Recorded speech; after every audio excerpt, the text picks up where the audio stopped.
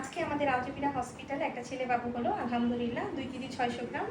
Main কথা হচ্ছে বাচ্চার মা আজকে কুষ্টিয়া থেকে এসেছে। বাচ্চার মার আগে একটা নর্মাল ডেলিভারি ছিল। উনি মানে ডায়াবেটিসের পেশেন্ট, উনি ইনসুলিন নেয় নিয়মিত, উনি ম্যাক্সুলিন নিত 14-14-12। তো যাই হোক, ওইখানে কুষ্টিয়াতে আসলে সিজার করতে বলে।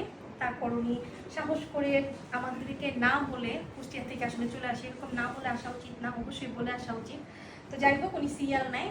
ওনার ডেট ছিল কালকে 4 তারিখ ডেট, ইডিডি অনুযায়ী মানে এলএমপি অনুযায়ী ইডিডি ছিল 4 তারিখ। তো যাই হোক, ওনাকে আজকে সিজার করার জন্য লাস্ট বলে দেয় ওখান থেকে। তারপরে উনি আসে যে লাস্ট একটা ভরসা যদি হয়। তো আসার পরে আমিও একই সেম কথা বলি যে ডায়াবেটিস থাকলে সাডেন ডেথ হয়, মানে বাচ্চা দেখা যায় হঠাৎ করে আইডি হয়ে যায়, বাচ্চা পেটে মারা যায়। তো এত বড় রিস্ক কি আপনি নেবেন? যদি এত বড় রিস্ক আপনি নিতে চান যে জন্মমৃত্যু আল্লাহর হাতে, তাহলে আমিও নিব। তখন উনি বলে যে ম্যাডাম, আমি এত দূরে আসছি, আমি এই রিস্কটা নিব। যদি আল্লাহ আমাকে রহমত করে তাহলে আমরা মানে সুস্থ বাচ্চা নিয়ে ফিরবো, আর যদি আল্লাহ রহমত না করে তাহলে কিছু করার নেই। ওনার কথা শুনে আমি আসলে কি বলবো, আর কিছু বলার নেই। আমার মনে হয় যে এরকম সাহসী রুগী আমার দরকার। কিছু কিছু ক্ষেত্রে সাহস করা যায়, সব ক্ষেত্রে সাহস করা যায় এমন না, তবে সাহস করা যায়, কারণ জন্মমৃত্যু আসলেই কিন্তু আল্লাহর হাতে। পরে আমি ওনাকে বলি যে আমি ইঞ্জেকশন দিব, যদি সুন্দর মতো আপনি বাচ্চার নড়াচড়া যতক্ষণ পর্যন্ত আপনি বুঝতে পারবেন আমি ততক্ষণ পর্যন্ত অপেক্ষা করব। যদি নড়াচড়া না বুঝতে পারেন আমি বারবার দেখবো, ফিটাল ডক্টর দিয়ে হার্টবিট চেক করব। যদি দেখি যে কমে যাচ্ছে তাহলে কিন্তু সাথে সাথে সি সেকশন করতে হবে। তো সব কিছুতেই উনি রাজি হয়ে যায়, কারণ যাই বলি না কেন আমাদের তো একটা প্রাণকে বাঁচাতে হবে।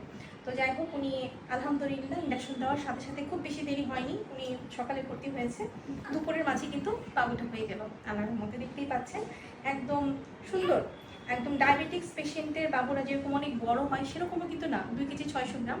এবং উনি ইনসুলিন কিন্তু অনেকদিন যাবত দিচ্ছেন, হ্যাঁ একদম ঠিক মতো নিত।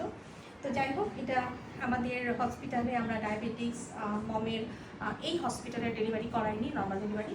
আজকে ফার্স্ট টাইম আলজুমিরাতে, যে আগে থেকে ইনসুলিন পেত বাচ্চার মা, নর্মাল ডেলিভারি করালাম আমরা এই হসপিটালে। ফার্স্ট মির্জাপুরে এর আগে করানো হয়েছে, কিন্তু এখানে করানো হয়নি। তো যাই হোক, বাপু এবং বাবুর মা দুজনেই ভালো আছে আলহামদুলিল্লাহ, সবাই দোয়া করবেন। আর জীবনে আসলে রিস্ক না নিলে কিছু হয় না। আপনি যদি চলতি পথে আপনি রিস্ক না নেন তাহলে কিছুই হবে না। আসলে আপনি যে বাসা থেকে বের হবেন সেটাও কিন্তু রিস্ক, আপনি কিন্তু অ্যাক্সিডেন্ট করবেন কিনা আপনি জানেন না।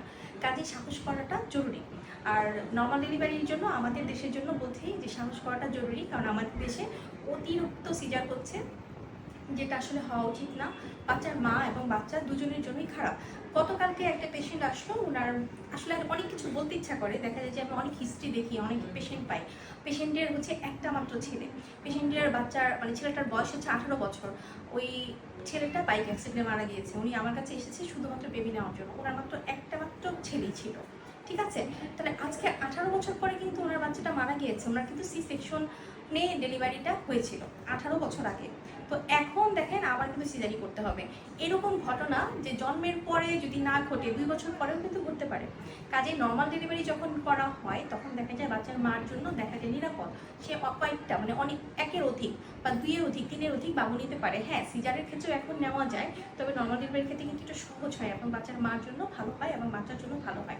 সব দিক থেকেই নর্মাল ডেলিভারি সেফ। আপনারা অবশ্যই নর্মাল ডেলিভারি চেষ্টা করবেন এবং আমাদের আলজেপিরা হসপিটালের সাথে থাকবেন। আর যেটা সিজার লাগবে সেটা সিজার করতেই হবে। তো ভালো থাকবেন, সুস্থ থাকবেন। আল্লাহ হাফেজ, আসসালামু আলাইকুম।